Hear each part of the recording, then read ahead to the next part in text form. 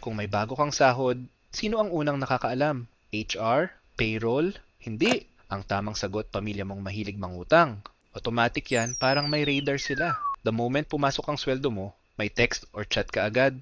Uy, kamusta ka na? By the way, baka pwede makahiram. And just like that, ikaw na naman ang naging official family ATM. Walang card, walang PIN code, pero guaranteed, laging online. Kung ikaw yung tipong napapagod na sa cycle na bigay, hingi, utang, tapos ghosting, this video is for you. Today, pag-uusapan natin ang isang napaka-Pinoy na phenomenon, family utang culture. At paano ka magsiset ng boundaries na hindi ka magiging kontrabida. Bakit may utang culture ang Pinoy? Let's be honest. Utang culture is deeply Filipino. Pero bakit nga ba? Family first mentality. Sa atin, pamilya ang una bago lahat. Noble? Yes. Pero minsan, ginagamit as weapon. Kung hindi mo kami tutulungan, sino pa? Classic guilt trip. Utang na loob, eternal resibo. Remember nung binabantayan kita nung bata ka? Utang na loob mo sa akin yan, tulungan mo ko ngayon. Like hello, that was 20 years ago, tita. Hiya factor. Nahihiya tayo magsabi ng no. Mas madali pang magtiis kaysa marinig na madamot ka. Ikaw may kaya mentality. Basta ikaw yung may trabaho abroad, may bagong kotse, o may extra income, automatic, ikaw ang financial savior. Kahit na in reality, gipit ka rin. At dahil dito, nauubos tayo. Savings? 0. Stress? 100. Sino ba ang mga characters of family utang culture? Let's meet the cast of characters you probably know, the forever emergency cousin. Every week, may urgent reason. Pang tuition daw, pang kuryente daw, pang internet daw. Pero pag check mo sa IG story, naka Starbucks at bagong hair color. The ghosting sibling. Nang hiram ng 3,000 piso, pero once nasingilin mo, scene zone lang. Nagiging professional magician, now you see them, now you don't. The drama queen auntie. Pag lumapit, may kasamang iyak, mabait kang pamangkin. Ikaw na lang inaasahan ko. At kapag nagbigay ka na, may follow-up na reklamo. Ha? Ganito lang? The big borrow, small pay tito. Humiram ng 10,000. Nagbayad 500. Proud pa. At least may nabawas. Parang naghulog lang siya ng piso sa jeep. The barkada borrower. Hindi lang family, pati tropa. Bro, last na talaga. Spoiler alert, never last. Kung lahat ito meron ka sa pamilya, good luck na lang. Magbibigay ako ng mga scenarios sa'yo. Scenario 1, holiday season borrowing. December 20th, biglang may text. Kas, panghanda lang, babayaran ko after 13th month. Ikaw naman, bigay agad. Pero come January, wala ka ring handa, wala ring bayad. Solution, sabihin mo, sorry, tight din ako. Pero pwede kitang samahan bumili ng spaghetti pack. Maghati tayo. Boundaries, pero hindi ka totally kontrabida.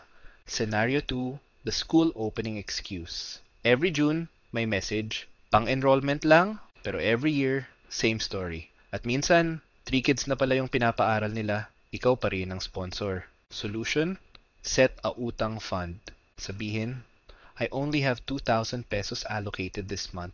Kung okay, sayo na. Pero beyond that, hindi na kaya. Simple, firm, clear. Scenario 3, the emotional blackmail line. Pinsan, kung hindi mo kami tutulungan, paano na kami? Ikaw. Kung lagi ako ang tutulong, paano na ako? Boom! Boundaries with mic drop. Scenario 4, the Starbucks baby milk excuse. Pambili ng magatas ng bata, pero naka-venti caramel macchiato kahapon. Solution? Don't give cash. Give the actual item. Sabihin, sure, bibili ako ng gatas para sa'yo. Meet tayo bukas. Walang room for Starbucks scams. Scenario 5, the wedding borrower. Nanghiram 5,000 pesos daw para sa wedding gown. Pero guess what? Hindi ka man lang na-invite sa kasal. Solution? Politely decline. Sorry, di pasok sa budget ko. Pero baka may rental shop na mas mura. You help with advice, not money. Ngayon, why do we struggle to say no? 3 reasons. We equate no with bad. Akala natin, pagiging mabait is equal to laging nagbibigay. Fear of gossip. Ayaw natin mapasa-pasa sa family group chat, nagdamot siya. Hopeful thinking. Umaasa tayo na babayaran nila. Pero history shows, hindi. Kaya kailangan natin ng strategy. Kailangan mo ng boundary strategies. Boundary 1, script. Your no. Sorry, wala akong extra ngayon. Next time na lang kapag may sobra. Short, sweet, walang paliwanag. The more you explain, the more sila may rebuttal. Boundary 2. Use non-cash help. Tita. Pambili ng gamot. Ikaw. Sure, bibili ako para sa'yo. Drop ko later. Mas effort? Yes. Pero at least sure ka na punta sa tama. Boundary 3. Formalize big loans. You. Sige, I'll send 5k pesos, pero please sign this small note or accept GCash request payable by 15th. Them. OA naman. You. Kung hindi ka nahihiyang umutang, hindi rin ako dapat mahiyang magpabayad. That's fair. Boundary 4. Educate instead of enable. Instead of cash, turuan mo mag-budget, share simple hacks, 50-30-20 rule, side hustles, o referral sa lending co-op. Long-term solution ito, hindi band-aid. Boundary 5. The monthly limit rule. Have a fixed budget. Example, 2,000 per month for family help. Pag naubos, sorry na. Hindi ka BDO, hindi unlimited. Ano ba ang deeper impact of utang culture? Here's the truth. It damages trust. Every ghosted utang erodes relationships. It creates dependency. The more ka nagbibigay, the less sila natututo. It sacrifices your future. Every peso na pinautang mo, bawas sa ipon, bawas sa investments, bawas sa dreams mo. At minsan, mas masakit pa. Kahit gaano ka tumulong, ikaw pa rin ang kontrabida kapag di mo na kaya. Paano ba to love family with boundaries? Boundaries don't mean you don't care. Boundaries mean you care enough to protect both of you. Kasi, if you always say yes, you're not loving them, you're enabling them. Real love sometimes sounds like, no, hindi ko kaya ngayon. Yes, pero hanggang dito lang. Tutulungan kita, pero in a way na matututo ka. Masakit? Oo, pero long term, ito ang tunay na pagmamahal. May kilala ko, isang OFW na 10 years nagtrabaho abroad.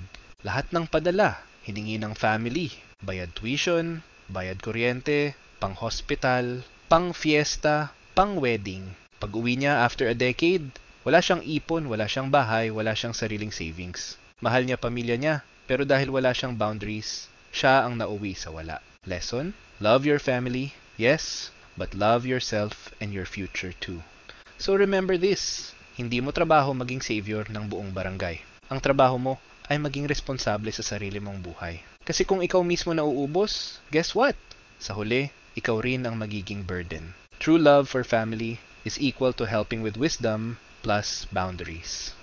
Ngayon, gusto kong marinig sa inyo, ano yung pinaka-wild, pinaka-creative, at pinaka-ridiculous na utang excuse na narinig mo? I-comment mo sa baba at baka mabasa natin next time. Don't forget to like, share, and subscribe para mas marami pang Pinoy ang matutong mag-set ng boundaries, lalo na sa family utang culture. At kung may pinsan kang mahilig mangutang, itag mo siya.